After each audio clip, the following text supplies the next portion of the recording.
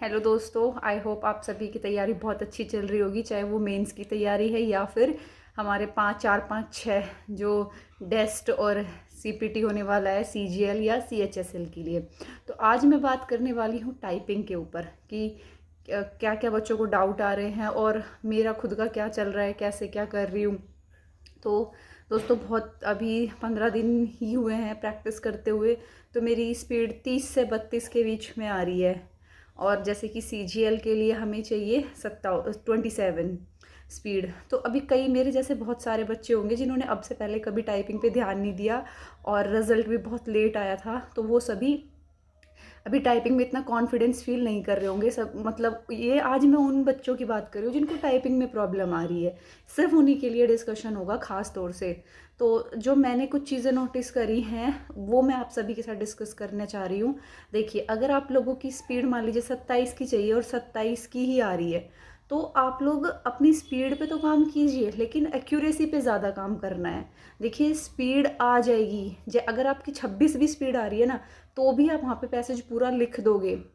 लेकिन गलती क्या हो सकती है कि एक्यूरेसी सही होनी चाहिए। अगर गलती से भी हमने एक लाइन स्किप कर दी तो फिर बात नहीं बनेगी। तो पूरा ना कॉन्शियस होके हमें टाइप करना है, एक एक लाइन को देखते हुए चलना है कि आगे वाली लाइन क्या। मान लो आपकी स्पीड बहुत कम है और आप पैसेज पूरा नहीं टाइप कर पाए, 2 3 वर्ड आपके रह गए, तो वो एरर में काउंट हो जाएंगे और आप क्वालिफाई कर जाओगे, कोई दिक्कत नहीं है। लेकिन अगर आपने पूरी एक लाइन ही गलत लिख दी, एक लाइन स्किप कर दी, तो उसे ठीक करने का टाइम हमारे पास नहीं होगा क्योंकि हमारी इतनी स्पीड नहीं है।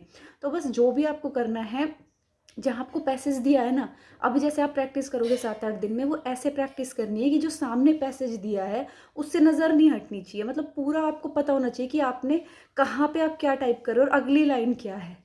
ये आपको बस ध्यान रखो, कॉन्शियस होकर टाइप करो।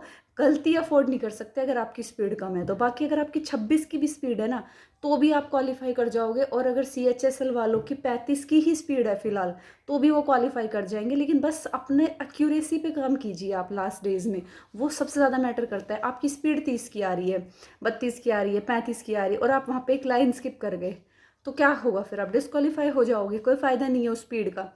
तो अभी के लिए जो मेन आपको क्वेश्चन ये है कि हम अपनी स्पीड पे काम करें या एक्यूरेसी पे। देखो, एक्यूरेसी जैसे बढ़ेगी आपकी स्पीड अपने आप बढ़ जाएगी। आप बस एक्यूरेसी पे फोकस कीजिए, लाइन स्किप ना हो जाए, इस पे बहुत ज़्यादा आपको इसी चीज़ से प्रैक्टिस कीजिए कि मैं स्क्रीन पे देख के कैसे टाइप कर रहा हूँ, कि मेरी कोई लाइन तो नहीं छूट रही है।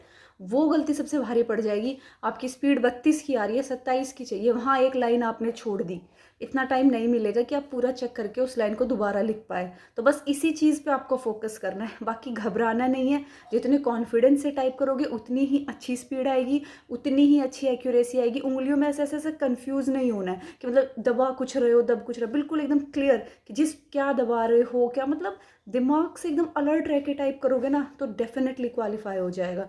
सिर्फ उन्हीं के बारे में बात कर रहे हैं जिनको अभी कॉन्फिडेंस नहीं है अपनी टाइपिंग पे, जिनकी स्पीड कम आ रही है। मैं डेफिनेटली कहती हूँ, अगर आपकी बिल्कुल एज पे है, 27 की चाहिए 27 ही है, आप डेफिनेटली क्वालिफाई कर जाओगे। 35 की चाहिए 35 पे है, आप डेफिनेटली क्वालिफाई कर जाओगे। बस अपनी एक्यूरेसी मेंटेन रखना, और उससे ज़्यादा मतलब स्पीड तो मेंटेन रखनी है ऑब्वियसली। भाई अगर 27 की चाहिए, आप 22 की स्पीड से कर रहे हो, कैसे होगा? लेकिन 27 की चाहिए और 27 की से ही कर रहे हो, तो बस एक्यूरेसी पे ज़्यादा फोकस रखना।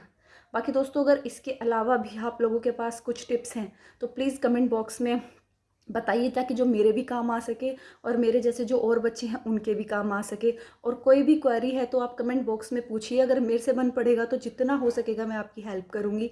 बाकी दोस्तों, चैनल को प्लीज़ प्लीज़ सब्सक्राइब कर दीजिए, ताकि कुछ भी जो मेरे पास नॉलेज है मैं आप तक शेयर कर पाऊँ और टाइमली आप लोगों से हेल्प ले पाऊँ और आप लोगों की हेल्प कर पाऊँ। ठीक है दोस्तों, तैयारी करते रहिए, मिलते हैं किसी ऐसी ही वीडियो के साथ।